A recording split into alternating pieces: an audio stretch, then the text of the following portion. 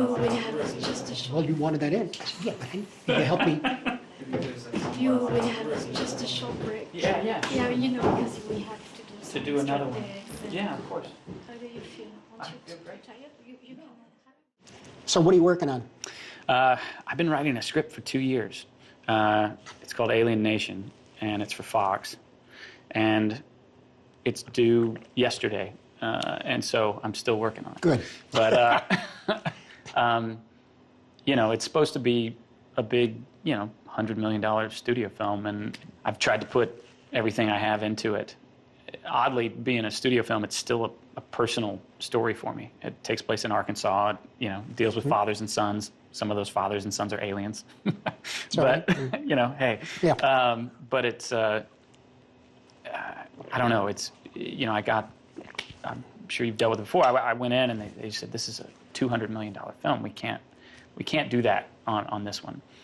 And I'm not very good at rewriting because you build these things from the ground up and then you have to go back in and you know, tinker. Yeah, and it's very easy to lose the thread. Yeah. So that's the work I'm doing right now. But I'm ready to get back behind the camera. I'll shoot something next year, no matter what. No, that's good because you know that's the way you work. I think you write your own stuff. You work on a script. The longer it takes, the better. I hate to say. I know that they're waiting. But you're young enough. So the longer it takes, right. the better, and the more it's on the page. And I don't mean that you can't improvise from the page, but as long as it's there. Right. And I could see that in all the films you've done, you know. Thank you. I could see that. I could see you have the foundation. I want to put the kitchen right back here. Richard, stop this. I don't know what you're saying.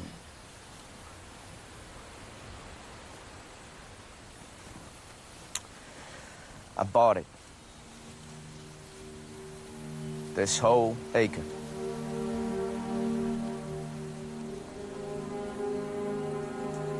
I'm gonna build you a house. I just came back from a sort of celebration at the Rome Film Festival of Italian cinema. And being an Italian-American in New York, there's no doubt I'm much a debt to Italian cinema. From when I was 5 years old, seeing neorealist films on television in the late 40s, all the way up through the 70s when I started making my own films. And so there's a great deal of how you approach landscape and how you approach character. Right. That I just found myself completely attuned to. You know, it's interesting you talking about turning back to Italian cinema almost as an inspiration or a foundational, you know, element in some of this filmmaking that you started on. As a Southerner, I had different films to look at, and some of them were good and some of them weren't, you know, in terms of my opinion of what the South felt like, sounded like, looked like. There's a lot of affectation coming out of earlier Southern films where it didn't look like anything I saw when I looked out the window, you know. Of course, when I watch Mean Streets, having never been to New York, I felt like, well, that's what it feels like. That was the idea, to make that as authentic as possible. I didn't even think it was going to be released, quite honestly. But it, well, same with Shotgun Stories. You know, we're making that for ourselves, really. Yeah, exactly. And no real understanding or intention of it going around the world at film festivals or anything else. Yeah. And so the best thing you can do is try to make something that reflects what you hear and what you see, you know, outside. And for me, that was based in Arkansas, and it starts with landscape, but it also starts with ideas of masculinity and fathers and sons, and which that seems to be my thing. You know, that's the thing that I hope I'm able to make films into my 70s, and I imagine I'll still be making them. You'll be making the same one, fathers and sons.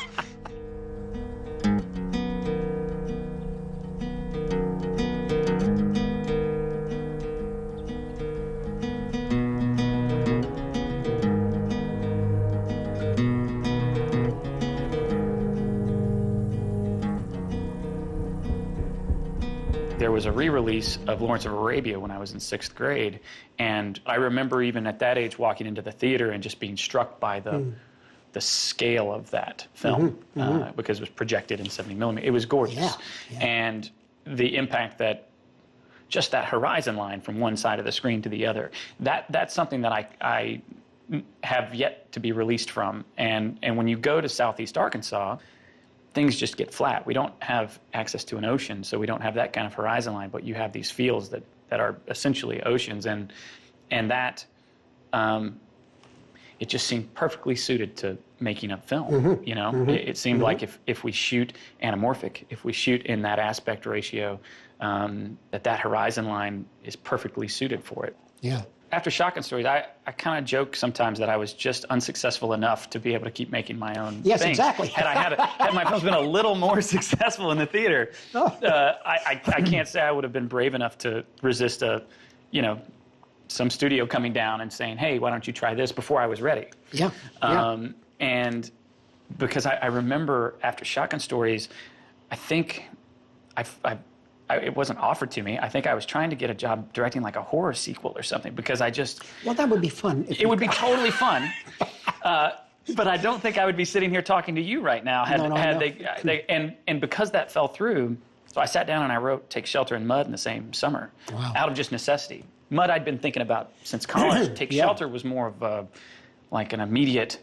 That's great. This is what I'm feeling right now. I was about to become a father. I had just gotten married. The economy was collapsing. Yeah. All these things, and it was really about the anxiety of the moment. But it came out of, I guess, failure, if you want to say that. It came out of me not getting. Well, yeah. The other job. That's how Schrader wrote Taxi Driver. And he wrote it with on a coffee table that it was a butcher block coffee table with lots of knife marks in it. He wrote it in 4 or 5 weeks by himself. Yeah, before I met him. It just came out of him. It just came out of him, because that's the man, Travis. That's the thing he needed to do. Take Shelter felt very much like that. Yeah. That it was, it's just the film I needed to make next.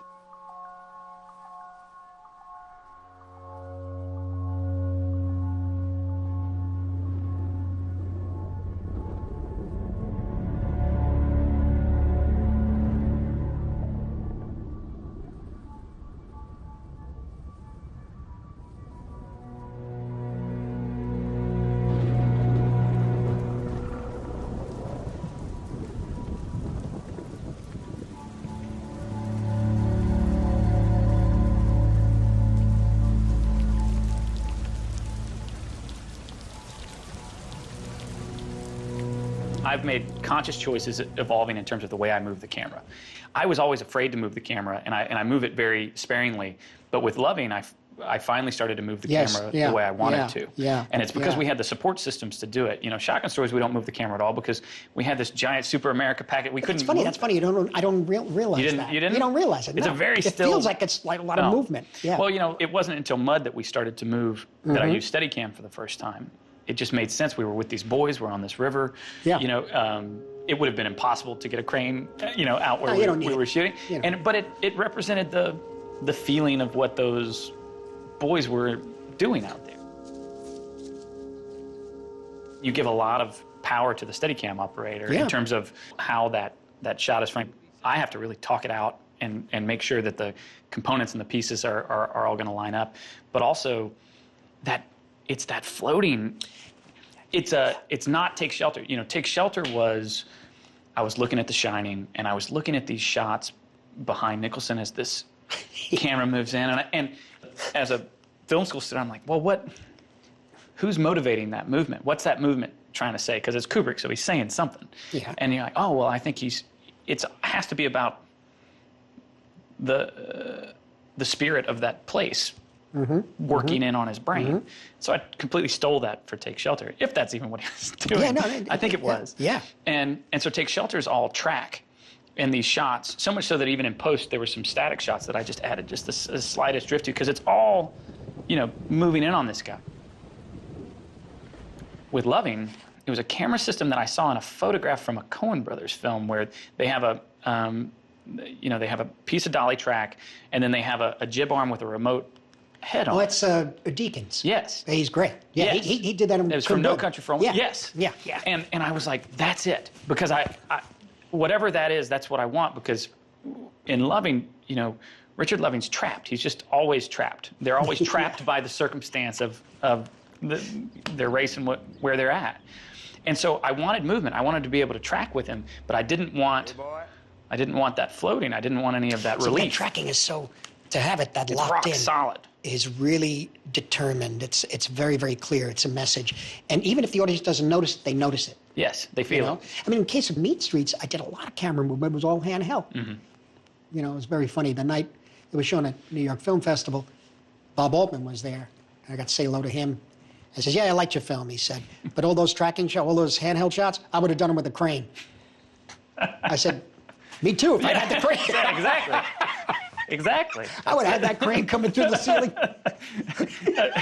Thank goodness I was not given a crane before I deserved one. I had to earn the right We have to earn that crane. crane because you start doing everything on the crane. But the thing about the crane still has a tension in the frame. Yeah, So the Steadicam is for something else. it is.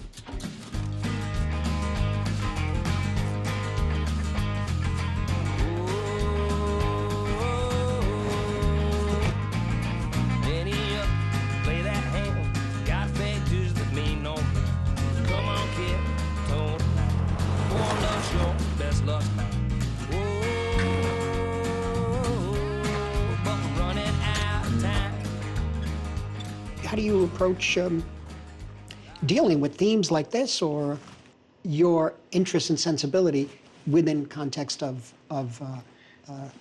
new genre? Well, you know, genre feels like the wrapping.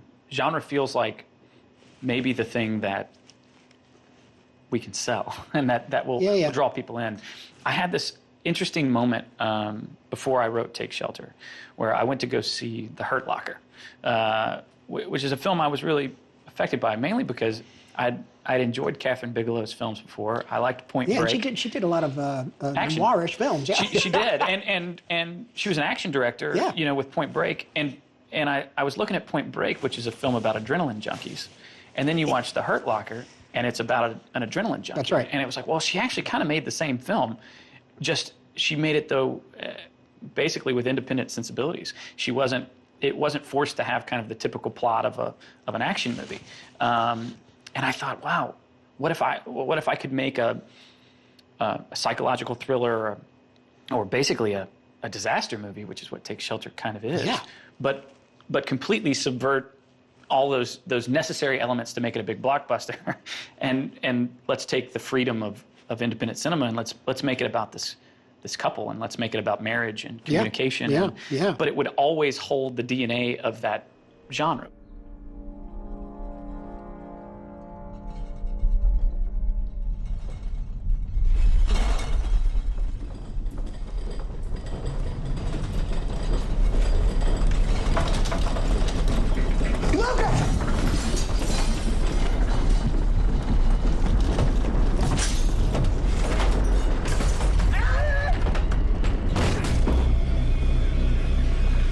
In the 70s, Warner Brothers was not only buying Mean Streets and making Alice's Live anymore, they were releasing Visconti films. They released The Wild Bunch.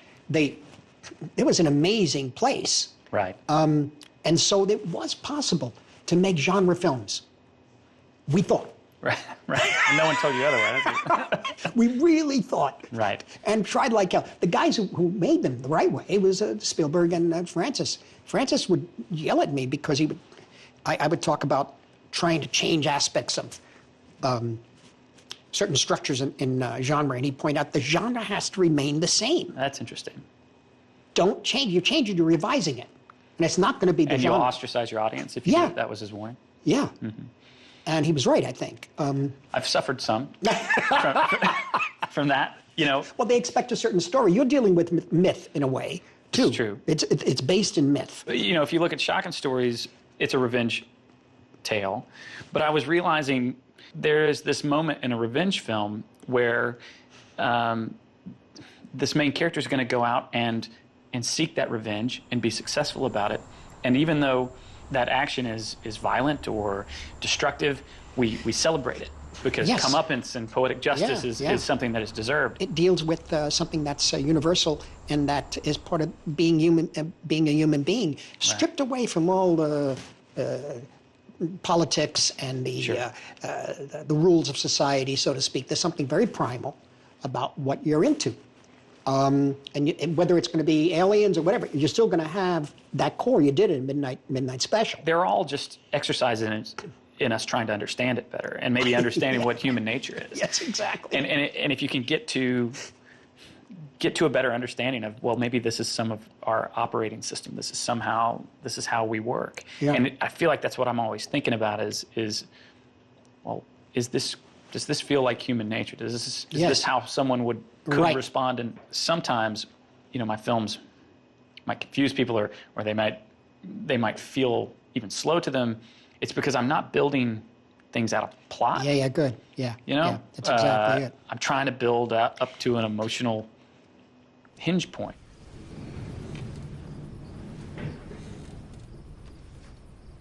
Let's go to bed.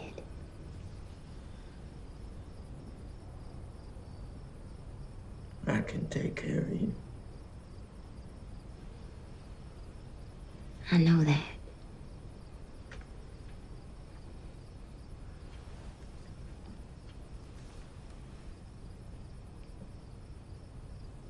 I can take care of you. I had a professor in college that went to the Sundance Labs. They put scenes up for movies in advance, and actors show up to do these scenes. Well, a professor of mine from college had gotten a script into the lab, and he comes back, and he wanted to show me his scenes. He had a VHS tape, and show me kind of what he had done. Well, Mike Shannon was performing in them, and he wanted to talk about the scenes, and I just kept saying, well, wait, who's this guy? Who is this guy? And when I wrote Shotgun Stories, I wrote that for him. I broke down, and the professor gave me his phone number, and I called him. He was, I think, sitting outside in Chicago somewhere, and I said, I'm a kid from Arkansas. You don't know who I am, but I wrote a script for you. And this was in 2004, and I think maybe there weren't a ton of lead roles being written for him back then. Had you done the theater, Michael? He had been doing, Yeah. Killer Joe and Sure. Bug, Bug. the Tracy Letts stuff. But he said yes, based on the script. I think the way that I direct is mostly, I learned how to direct from working with Michael. He's so focused and he's so particular about things that, I have very quiet sets. We don't talk a lot. Yeah. And it's not that they're joyless. It's just that they're focused. And all of that's usually because of Mike, from working with Mike. He's amazing in Take Shelter. That scene in the cafeteria there at Right. the end, there was a storm coming. You don't know whether he's crazy or whether I believe him. The only way we could get Those poor people around him. oh, well, that's fine. We didn't have any money, so we couldn't afford to pay extras. So we actually put on a fish fry and invited people to come. Well, and didn't they had no idea what was going to happen. Oh, that's great because So their faces. it's incredible. So we had 3 cameras. We were lucky enough. We brought in an extra body just for that. And I had a long lens just on people's faces. Oh, that's great. Then I had a wide shot, and then I had a medium long lens on Mike. And we hadn't talked it out. We don't rehearse. Yeah. And it was like, all right, let's see what happens. Curtis. I told people what you've been doing. I know. You cut me loose. Everything we've been through. I know. I'm sorry. Ain't fucking sorry. All right. Ain't fucking sorry. You're sorry you wouldn't have cut me loose. We're fucking friends. That's how you treat friends. God damn it. Stop it, Stuart! I said yes! God damn it! You think I'm crazy? Huh? Is that what he told you? Well, listen up! There is a storm coming! Like nothing you have ever seen! And not a one of you is prepared for it!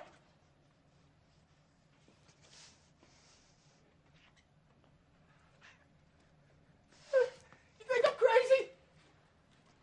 Hey, I'm talking to you, Russell! Huh? Millis, you think I'm a thief? Really great actors, which I think Mike is, and I don't know if this is how De Niro is or anything else, but they're able to give you all these variables within the wheelhouse. You know, he gives you options without having to go far afield. Right. And now we've gotten to the point after Midnight Special.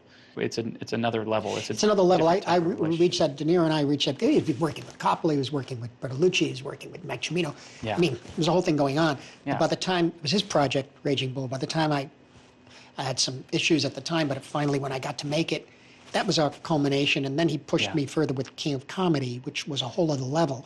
But we didn't work together again for another 10 years. Right. And at that point, it was the gangster film, quote unquote, Goodfellas. Right. Pesci. Well, Joe doesn't really want to. He's not interested in really working that much. He likes playing golf. Yeah. And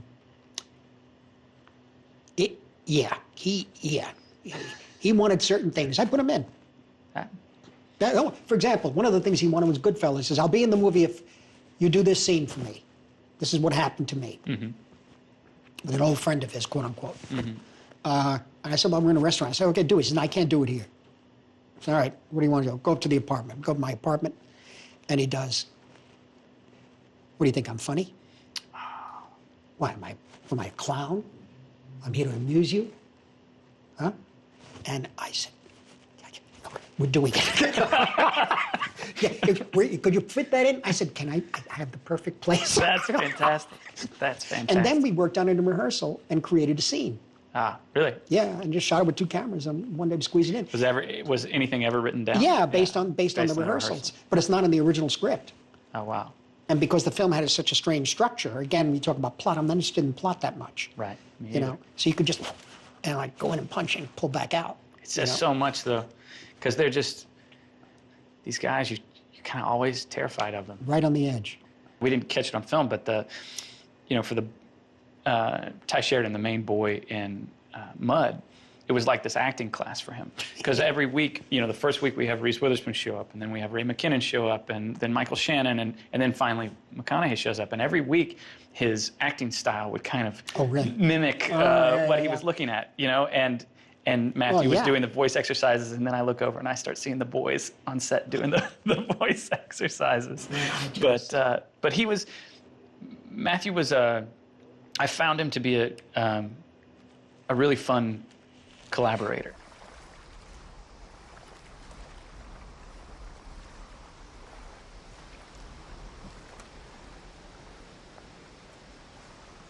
Shit, you know that guy? I've never seen him before. Shit.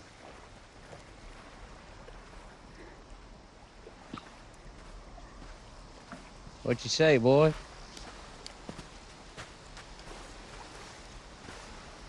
It's a hell of a thing, ain't it?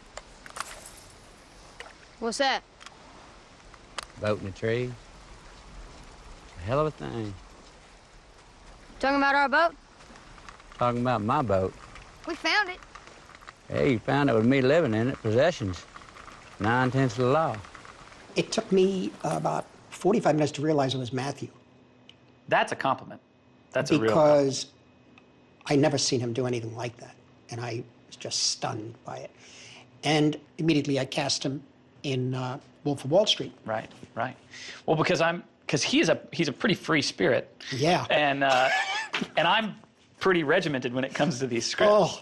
And he was very respectful of that. He said the lines, but there were 1 or 2 instances where he just saw something a certain way, and we just went with it. But I was curious about that scene. Well, what happened that day, it was the second week of shooting.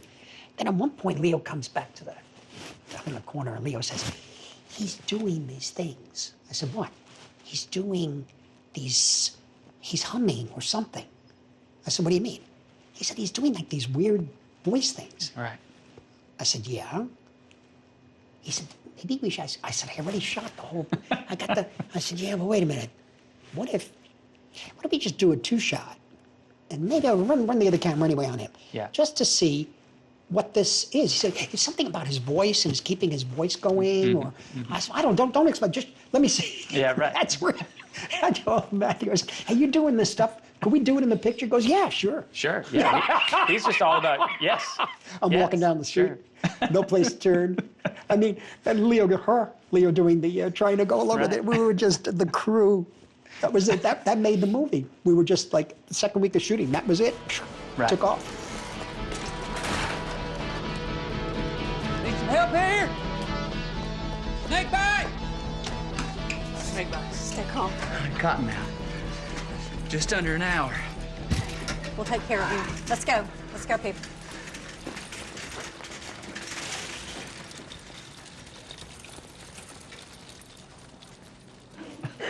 So what do we got here with music? How are you dealing with music? You have Wingo. Yeah, I first worked with David on Take Shelter.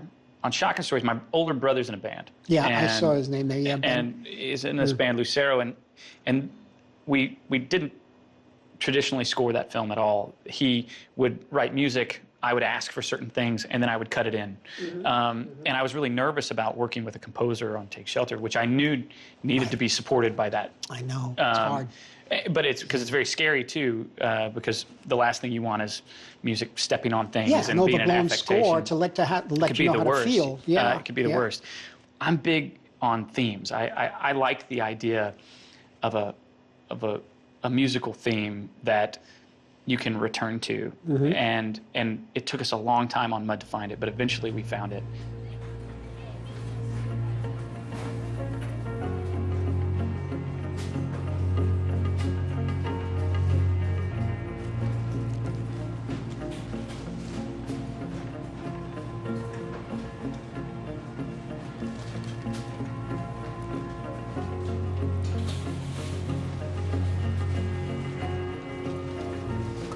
Never expected to work with a composer. Right. That it was always music that I was hearing in the streets or in the house. Right. Whether it was swing music, big band music, or right. For me it was Django Reinhardt and the Hot Club of France. That music in my neighborhood just reverberated everywhere. And you heard everything, especially in the summer. Right. And so that was the score. I definitely, while I'm writing, I find songs, whether they end up in the film or not, but they are songs that are kind of imprinted on the DNA of the thing. And I've never done the thing, though, where I play music on set. Yeah. I've heard about it, and I understand how that could be beneficial, but we've honestly just never really had the time I've done to it. do I've done it, but it was mainly for camera movement.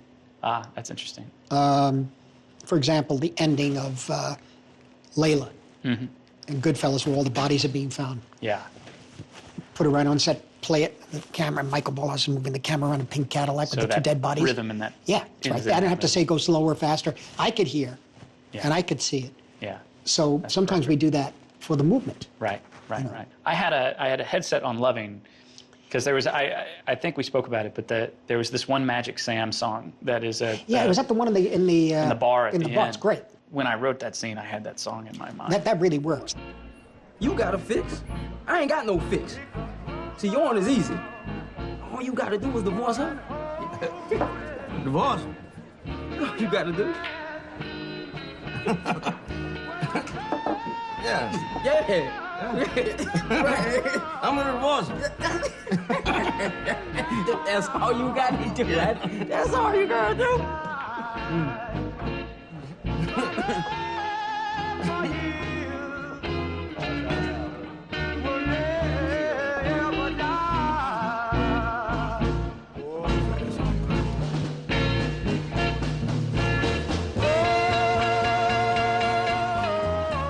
I admire so much other acting styles that I tried to, but I don't know it.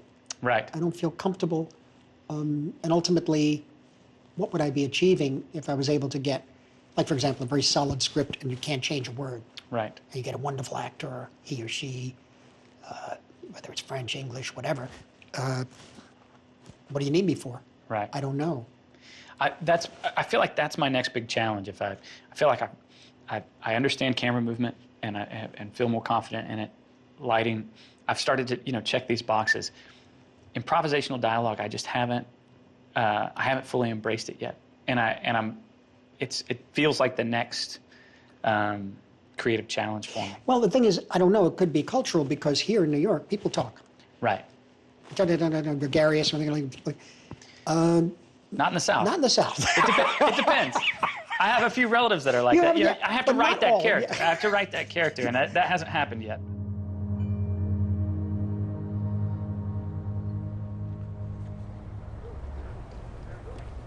What time is it? About 8.